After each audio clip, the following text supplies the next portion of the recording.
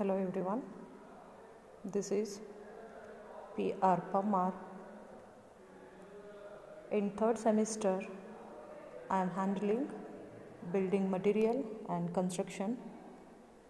The subject code is 18CB 34. So internally, the total marks assigned for this subject is 40 marks and external marks assigned for this subject is 60 marks. So in this subject total 5 modules are there. So first module includes the building material. In building materials we will study the properties of different building materials like stone, brick, cement, concrete blocks, timber, fine aggregate and coarse aggregate. These are the basics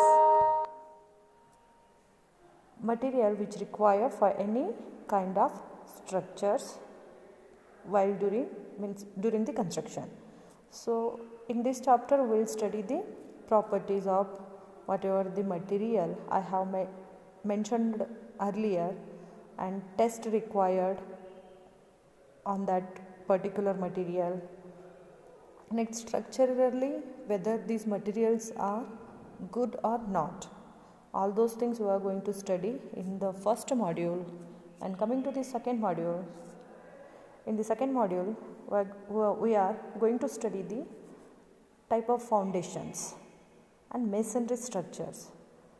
So in foundation we are going to study the properties of soil and what are the investigation we are going to take while selecting the particular soil for a construction, like bearing capacity of soil and functions required of a good foundation, and introduction to spread and combined and strap or mat or file for footing. All those things we are going to study in the second module.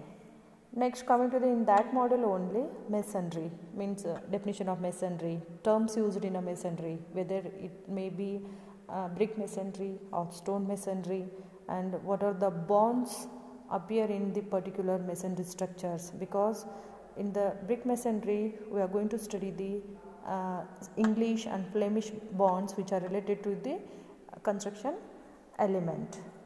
Next, third module is based on in the third module we are going to study lintels and arches and floors and roofs.